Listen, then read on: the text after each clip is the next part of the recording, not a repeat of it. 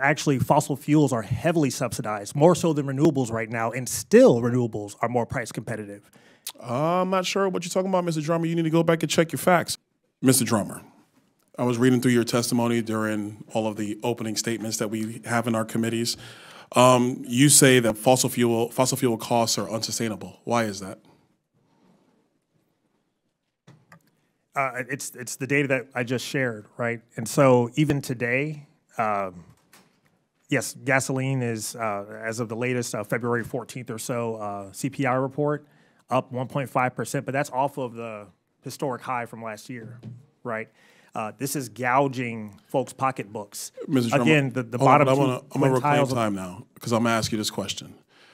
Are fossil fuel costs more expensive in the United States just because of the cost of actually drilling for and refining fossil fuel products, or is it also because of government regulation with respect to fossil fuel products? The bottom two quintiles of earners pay 15 to 25% of their income. But I'm asking you what makes it more expensive.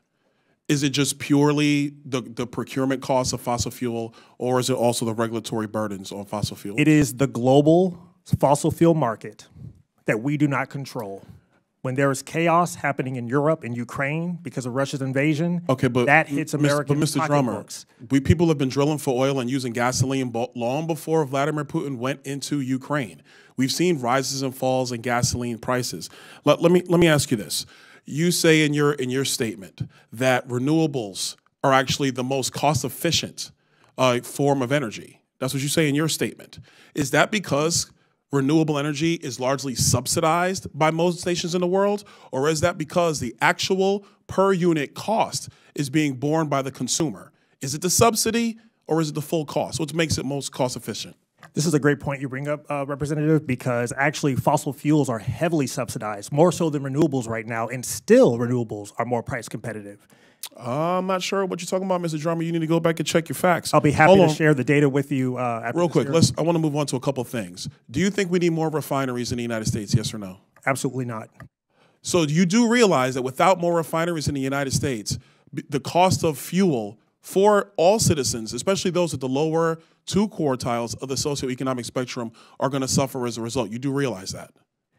Fossil fuel markets are a global market. We do not control the price of oil in the U.S. But you do realize, cannot drill our way out of energy. You do realize that the supply of oil that goes to refineries in the United States, if you limit the capacity of refineries or continue to not allow them to expand, or to actually get the necessary maintenance, they're going to have less output capacity in the United States, which means all the products we use with fossil fuels, not just gasoline, the very glasses you wear, the very contact lenses I'm wearing, those are derivatives of oil and petroleum as well. So you do realize that by not allowing for new refineries, you're going to increase the costs on the very people we're all trying to help? I think, again, we're talking about energy security. Well, I would agree. This is energy security. Right. Because if you want to make sure that the costs for the people who have to buy product, poor people, they don't have escape velocity. You know what I mean? They don't have that. So is it prudent to not allow for the things necessary to keep costs low in the name of the Green New Deal? Is that prudence? It is imprudent to double down on a losing strategy of drilling our way to energy security. It's not possible. Mr. Drummond, do you realize that America was energy secure? Literally 4 years ago, America was energy secure. America was not energy secure 4 years ago. Mr. Drummond, do you not acknowledge the fact that we were exporting oil to other parts of the world in the United States? We were exporting. Absolutely. We were exporting natural gas last year when prices were going through the roof. It did nothing for domestic consumers of that natural gas. This is a global market, and to insulate American households and our country from all the vagaries and chaos of the world, the best thing we can do, the most prudent thing we can do, is invest in batteries, renewables. Let me jump to batteries real quick because I'm running out of time. And not be reliant on any global supply chain. We're playing my time. Batteries are made up with elements. You need elements to actually create batteries. Rare earth minerals. Do you acknowledge that most of the rare earth minerals and cobalt are being mined in other parts of the world, mostly with African child slave labor by the Chinese? Do you acknowledge that? I am crystal clear. And do you acknowledge? Do you think that's okay? Do you think that's okay? That is absolutely not okay. You think it's okay for child slave labor in okay. Africa to provide batteries for us here in the United States? It is not okay.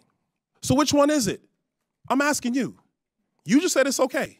I didn't say it was okay. Let the record reflect. I did not say it was okay. I said it is not okay. Well, let me set the record straight because I'm over my time. I don't think it's okay.